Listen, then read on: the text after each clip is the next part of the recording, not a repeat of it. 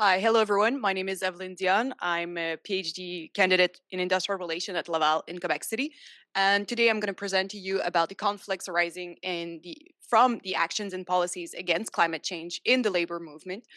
This work is done with my PhD advisor, Pier-Luc Bilodeau, who could not make it today for personal reasons, but we're really happy to present to you this work, which is based on my thesis. This is the third paper on my thesis. I'm going to use the mouse to change.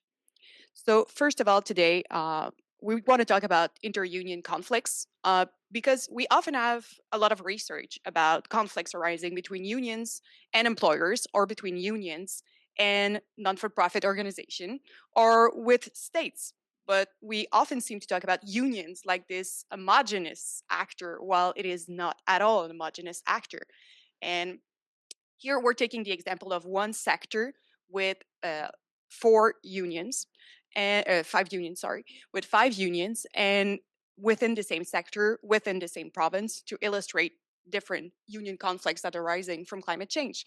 So we wanted to see basically what are these different conflicts, because we don't have a lot of academic work on union conflicts in general in industrial relations. And we believe that we have to go further, and that climate change is actually one of the central issue that we have to have a coherent response on, or to understand the reason why we don't have this cohesive response to better the response that we have for climate change and improve the situation. So first, I kind of went ahead of myself, so I just want to go a bit further in my presentation just to explain to you the examples that I'm going to use. I just want to situate the Quebec construction industry because we're going to use a lot of examples from Quebec, and Quebec has a really specific construction industry. So Quebec construction industry is based on the closed shop model. So every worker in the construction industry in Quebec is unionized. They have to choose to join a union, but they have to choose one. And these unions are responsible for bargaining all the four collective agreements. So we have four subsectors: residential, institutional and commercial, civil engineering and roads, and industrial, heavy and light industrial, but they're under the same. And every subsector has its own collective agreement, which is bargained by all 5 unions. And on the other side, they bargain with a employers association, with 5 other union employers association. So we have a lot of people involved in these really important, uh, bargaining. And also we have a lot of tripartite and a lot of social dialogue in this industry. So they're responsible together to agree on training, to agree on collective agreement, to agree on retirement funds. And this is all in a context where we often think of construction worker as privileged, white, highly unionized male workers. But we have to remember that construction is a highly precarious industry with really short term work contracts, where just on average in Quebec, workers have 3 employers per year.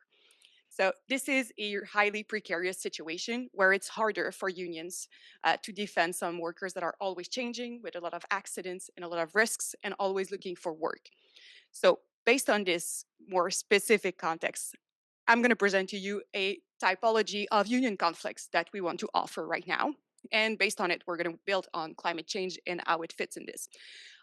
So we've divided it with the sources of union conflicts. So basically, it often goes with freedom of association in cases where we have union pluralism, which is the dominant way in most places. And here in Quebec construction, we have this is a great example to study these conflicts, because we have a lot of unions and they have a choice to join, and they actually have a really strong incentive to make sure that they recruit people.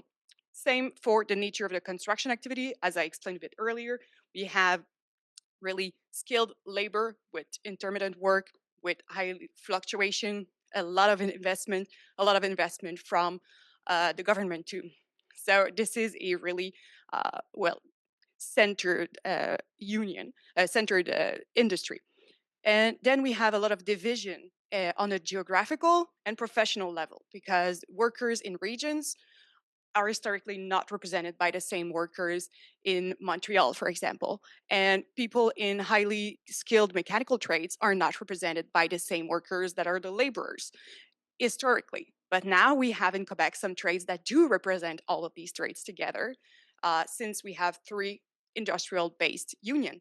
So we have all of these people within the same union, but we have two trade-based union where the local union only represents one or two really closely related trade.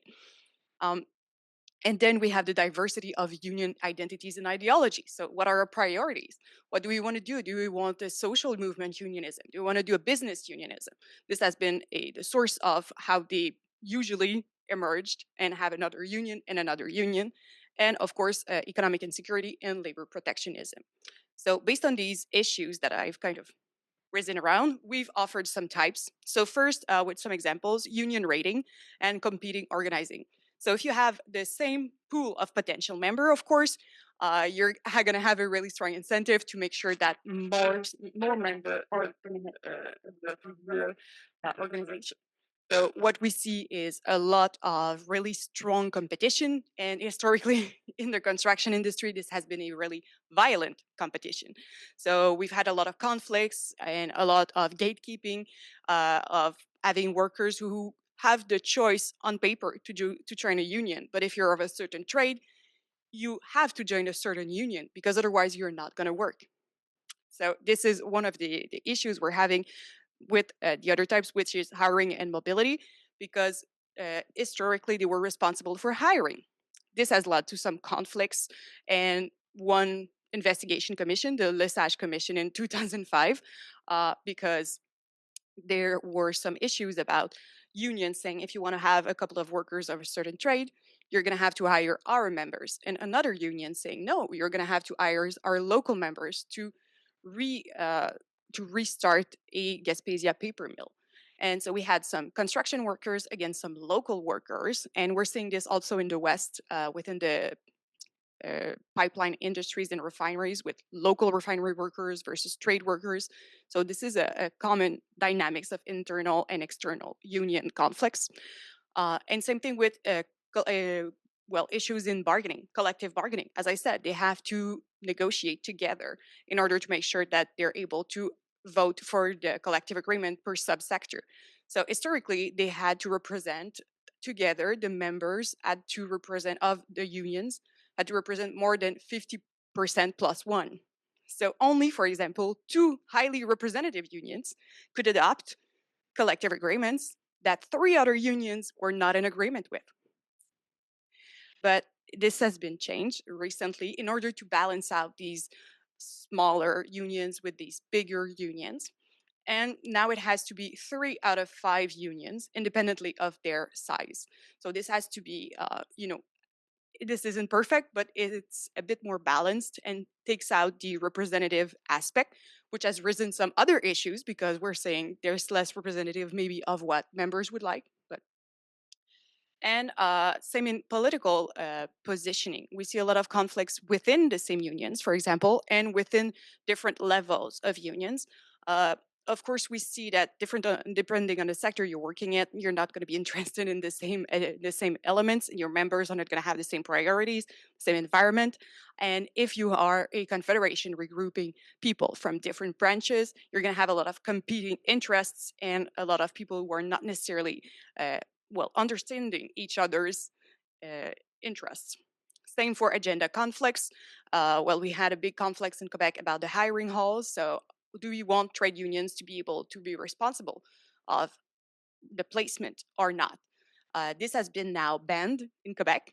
I know this is really surprising because construction has historically been known for hiring halls in construction work.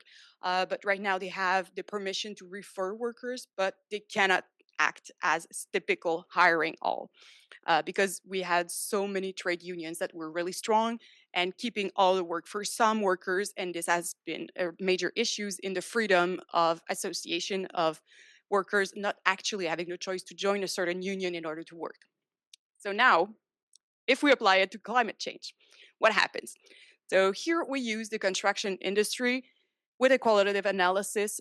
We had some interviews with union representatives, from the Quebec sector.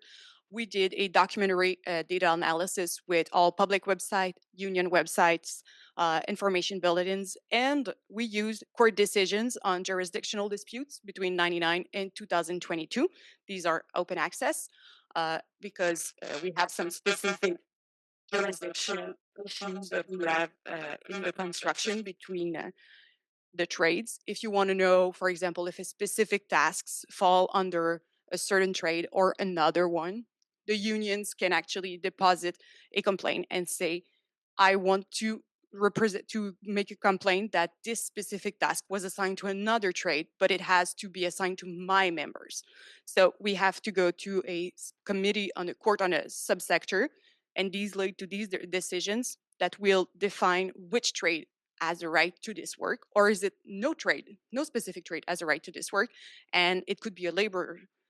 So we analyzed all of these elements, and what we found is, well, just to, I know we all know the importance, but I just wanted to clarify that what we found is that out of the 36 biggest project in 2022 in Quebec on the construction sector, 14 were related to renewable energy, and they all accounted for $34 million. So we're talking about an industry that a lot of people often don't know a lot about, but this represents a major economical investment, a major industry, a lot of projects, and we have a lot of bills that are being invested, a lot of materials that are going into these construction, a lot of energy that is being consumed by the construction, by the retrofit. Um, so this is something that we have to talk about, and a lot of people don't actually are aware that these things are, um, well, intertwined actually. So these are the cases I explained to you already. The 5 unions, we had 3 local unions from one and 1 local union from another, and the other ones are industrially organized. So we had representatives directly from these unions because they're not local based. So what we found on the formal option of conflicts. So here what we found is we looked at the conflict, the jurisdictional conflicts. So have people deposit formal complaints. We had some informal conflicts resolution and formal conflicts resolution. And we found that out of the 248 formal conflicts between 99 and 22, 66 were climate related conflicts. So this is something that we see that climate change and climate related projects are actually something that unions are having conflicts about. This is something that they are fighting each other over for their workers to have jobs, basically.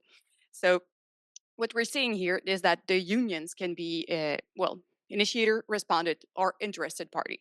And most trade-specific unions, some really strong mechanical trades, are often the initiators. And what they want is to make sure that all of the work is not being co-opted by less qualified laborers, so that the employers have the option to make sure that the work is being done at a cheaper option by less qualified worker, basically to avoid having a shift of their tasks outside this idea. So a lot of conflicts that we've had here, for example, we wanted to explain that one of the examples we've had of this formal was in Montreal. Here, the Metropolitan Express Network, or the REM, this has been a major public electrified project in Montreal.